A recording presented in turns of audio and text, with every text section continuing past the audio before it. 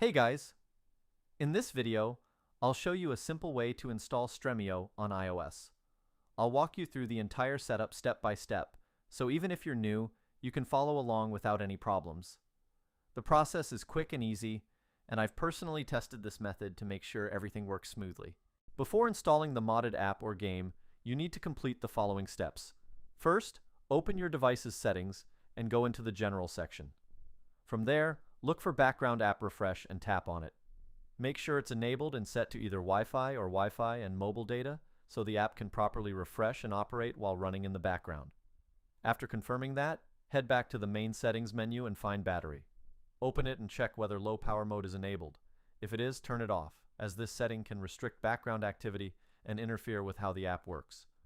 Once both of these options are set correctly, you're ready to move on to the next step.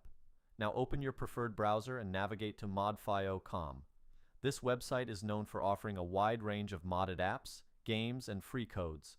When the page loads, use the search function to look for Stremio. Select it from the search results and you'll be taken to a page with more information. Click the Install App button and wait. The download should only take a short amount of time. If this is your first time using the platform, you'll be asked to complete a quick verification step. You'll be redirected to a separate page where you need to install a few free apps from the App Store or Play Store. A step-by-step guide is shown on the screen, making the process very easy to follow. Once verification is complete, installation will be completed and the file will appear on your screen ready to use. That's everything you need to know. Thanks for staying until the end of the video. If this tutorial helped you out, don't forget to hit the like button and subscribe for more guides like this. If something didn't work or you have any questions, leave a comment below and I'll try to help as best as I can.